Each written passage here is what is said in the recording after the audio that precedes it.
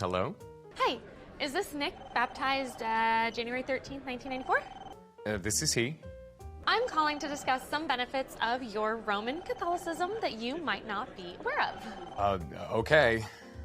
Okay, did you know that your membership includes the chance to have your marriage blessed by the Pope? Look, I'm not planning on getting married. And you get rosaries for free from hcfmstore.org.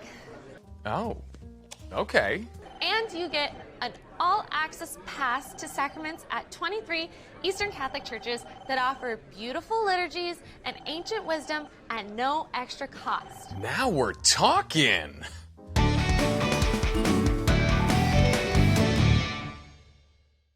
Hi, I'm Nick. And I'm Gabby. Welcome to Catholic Central. If you've grown up Roman Catholic, The variety, popularly known in the U.S. as Catholic. you might not have thought too much about the Roman part of it. I mean, the Pope's in Rome, it just doesn't seem that deep. But the Roman Catholic Church is not the only Catholic church. In other words, there's more than one way to Catholic. As a matter of fact, there are 23 Eastern Catholic churches that are in communion with Rome. These churches are sui juris, which means of one's own right. That means that they have their own church structure, canon law, spirituality, traditions, and liturgies. They even have their own patriarchs. Yet, they are in full communion with Rome and recognize the Pope. Hey, I recognize him too.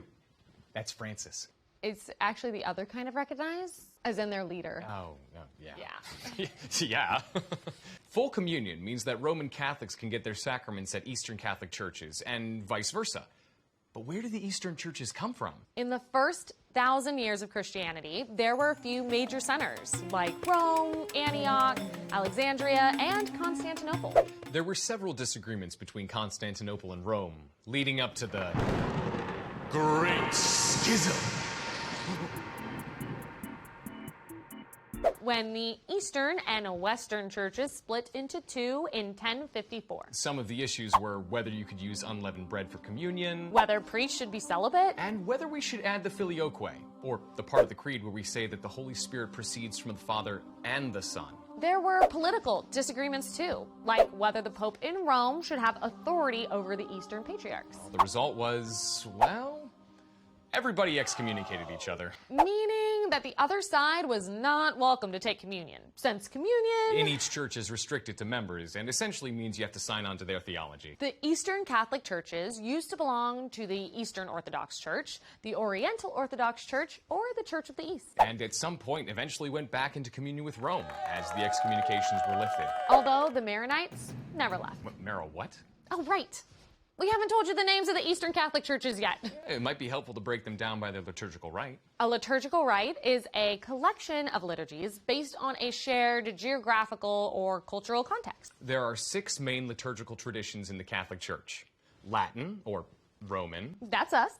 and in the East there's Alexandrian, Armenian, Byzantine, Also known as Greek Catholic. East Syriac, and West Syriac. Historically, in the United States, there's been some pressure on the Eastern churches to Latinize. Which, unfortunately, is not making salsa versions of American pop songs, and instead means to change their traditions and conform to Western practices. But in 1964, Vatican II affirmed the differences between the East and West. And directed the Eastern churches to go back to their ancient theological and spiritual practices, including their liturgies. So, what might you see if you go to one of these liturgies? First, you'll notice a difference in church architecture. Icons depicting stories from the Bible and saints cover the walls. At the front of the church is the iconostasis, which is a screen with icons that separates the altar area from the rest of the church. The iconostasis comes from the Jewish tradition of separating the congregation from the leader. The doors in the center are called the royal doors, and only ordained clergy are allowed to walk through them. Also, it looks like people are doing the sign of the cross backwards. But it turns out we are the ones that are backwards, because crossing yourself from right to left is probably older. Once we get to the liturgy, the basic structure is the same as the Roman Church. You've got your readings from the Old Testament, the Psalms, the New Testament, followed by the Eucharist. But in between, you've got added prayers, processions, Incense and song. including chants and hymns that are many hundreds of years old. And you might even hear different languages. Depending on the church, you might hear Arabic, Ukrainian, Greek, Slavonic, and even Aramaic sprinkled into the English liturgy. And what about Eastern Catholic spirituality? Well, we've already covered some of the big differences. Like the Filioque and married priests. But there's a lot of wisdom to be found in Eastern theology that we're not always aware of in the West. Whereas Western theology is often based on logical deduction. And systematic analysis. Eastern theology is based more on insights from mystics and their personal experience of the divine. So, naturally, there's a focus on union with God, which we find in the concepts called kenosis and theosis. Kenosis, the thing where you eat nothing but bacon and avocado. Actually, it's kind of the opposite. Kenosis is the process of self-emptying, the stripping away of your passions and preferences. And once you've emptied yourself, you're ready for theosis, which is a process of transformation that allows you to become one with God. As St. Athanasius said, God became human so that humans might become God. Along the way in that process, we might struggle with sin, which is referred to as hamartia, which is a Greek term from archery that means missing the mark. The target here is living like Christ to the best of our ability. And sin is when we fail to hit that target. We miss the mark when we allow something we should control to control us. But we can always go back to focusing on the goal and look for things that can help us achieve it. For Western Catholics, this might be a helpful way to think about the spiritual journey, because it's a process, not like...